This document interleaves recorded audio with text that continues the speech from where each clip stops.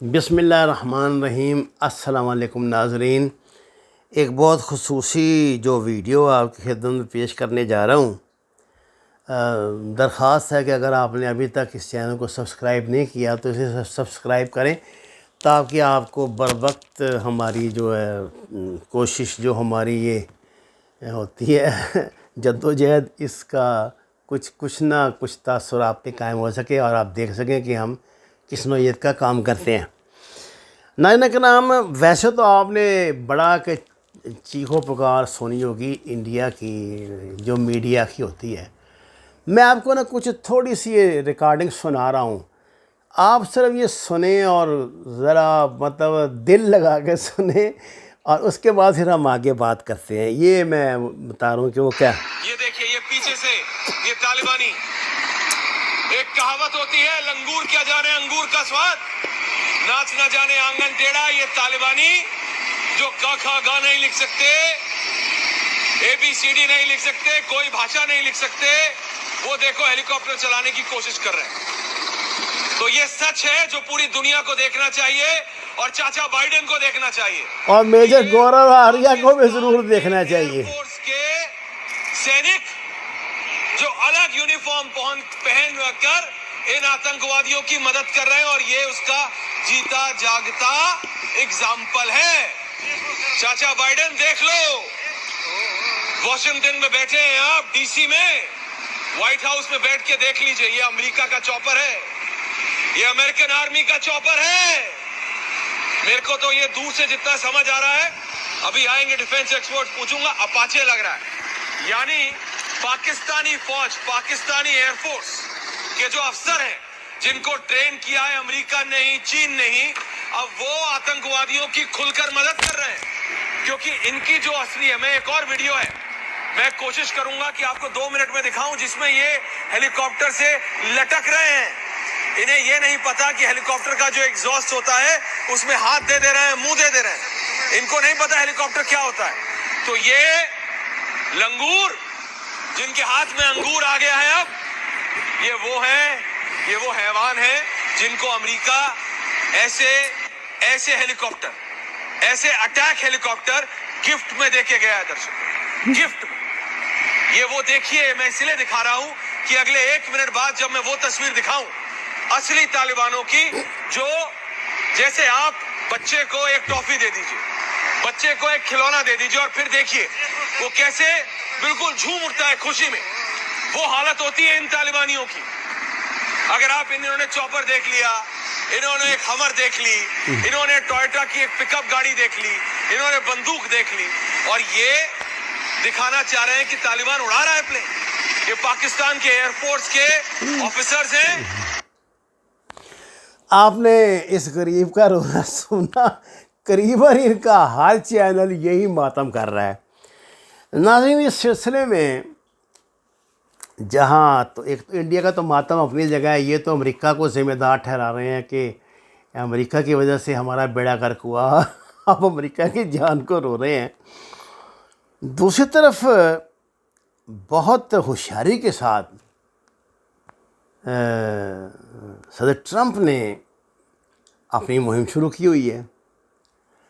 کل ان کے سینیٹر اکٹھے ہوئے ہیں، تو انہوں نے جناب کہا ہے کہ جو یہ بائیڈن ہے، اس نے بطور تحفہ طالبان کے لیے کیا کیا چیزیں چھوڑی ہیں وہاں پہ، وہ کچھ چیزیں انہوں نے بتائی ہیں ابھی۔ وہ کہتے ہیں جی 75,000 گاڑیاں مختلف، بختر بند وغیرہ، چھوٹی بڑی جتنی گاڑیاں، 200 ہیلی کاپٹر اور جہاز۔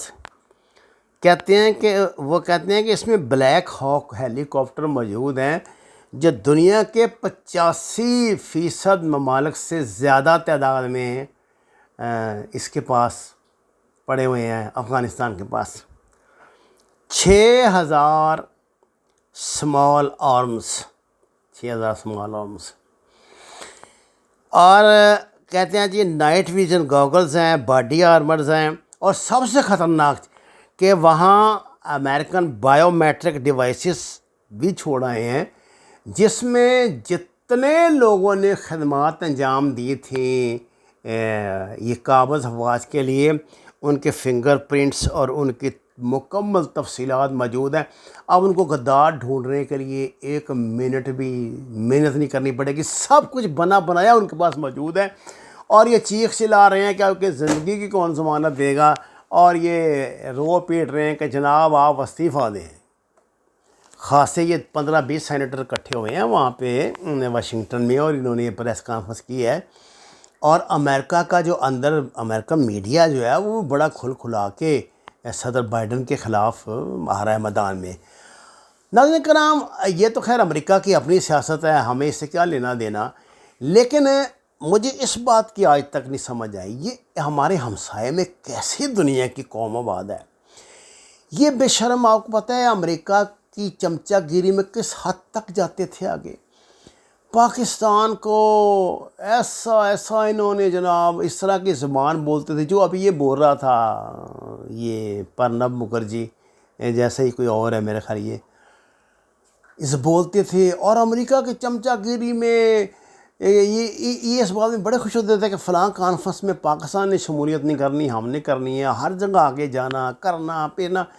اور جب جوتے پڑے ہیں تو لمحوں میں غائب ہو گئے ہیں. اب یہ اتنے ظالم ہیں, میں آپ کو کیا بتاؤں. اب انہوں نے یہاں آپ کو پتہ ہے کچھ جانے شروع ہو گئے ہیں, یہ جو ہیں افغانی بیچارے جان بچانے کے لیے جو انڈیا بھاگ رہے ہیں کر رہے ہیں. تو انڈیا نے جناب ان کے لیے کیا کیا ہے یہ آپ کو میں بتا دیتا ہوں. انڈیا نے کہا کہ جی Indian media is announcing a formal plan to grant Indian citizenship to Afghan in exchange for converting in Hinduism. یعنی وہ کہتے ہیں کہ آپ ہندو بن جائیں اور انڈیا کی شہریت لے لیں.